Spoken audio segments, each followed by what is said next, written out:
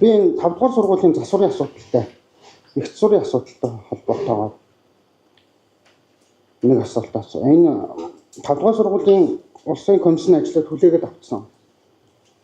Тэгэнгүүт энэ чанарын асуудал бол арай дэндүү байна. Одоо манай хоёр хүүхд хоёулаа 5 дугаар сургууль сурдаг. Тэр ангийнх нь хийсэн засвар үйлчилгээ, тэр коридор, нойл энтрүүл арай л дэндүү. Тэр хүлээж авсан комисс гэдэг улсууд нь одоо ямар хүмүүс вэ гэхэд тэдний нэтрот нэр бас нэг жоохон сэтгэлтэй хүлээж аваач.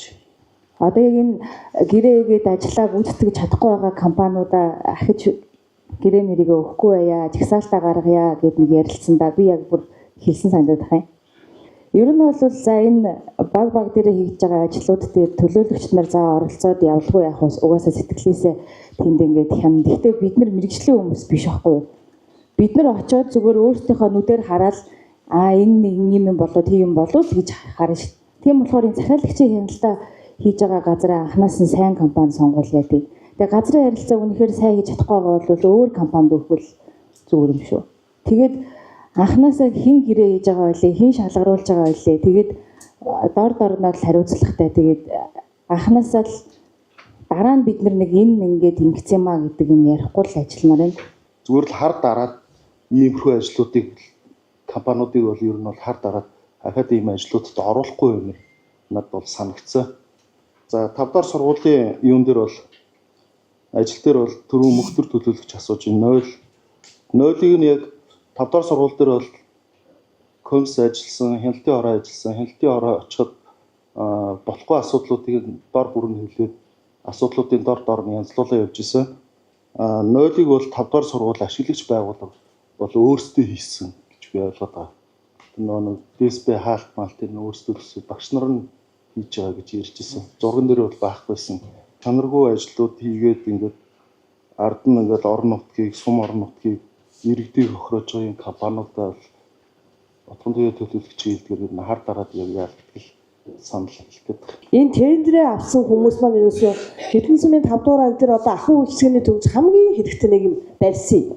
2023 онд 93 сая хэдэн саяар төсвийг батлаад мөнгөнд дутуу байна гэдэг ахиж болоог 2024 онд бас 200 гаруй сая төгрөг төсвөлсөн гэсэн үү. Тэгээ одоо хүртэл нөгөөх нь ажиллаагүй одоо хүртэл тэгээд ямар ч ажиллагаагүй байж тээ.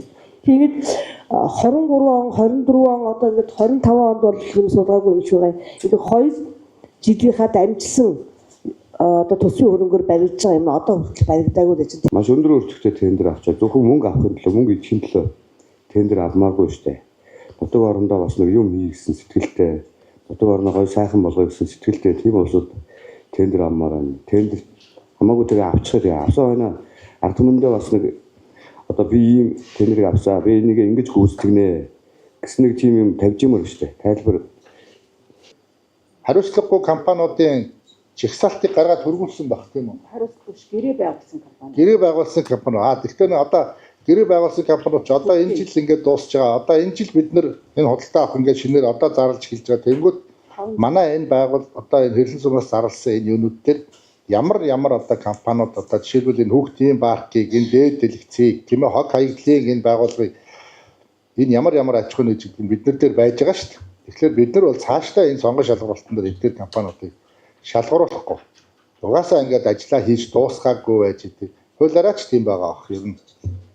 Дээрээс нь бид нар одоо худалдаа авах дээр жишээлбэл шинэ компани орж ирсэн ч гэсэн тэр компанийг өөр аймаг, өөр хотод, өөр суманд, өөр ажил ийм худалдаа авах ажиллагаа хийжсэн үү одоо ажил авсан уу гэдэг давхар шалгах хэрэгтэй юм байл.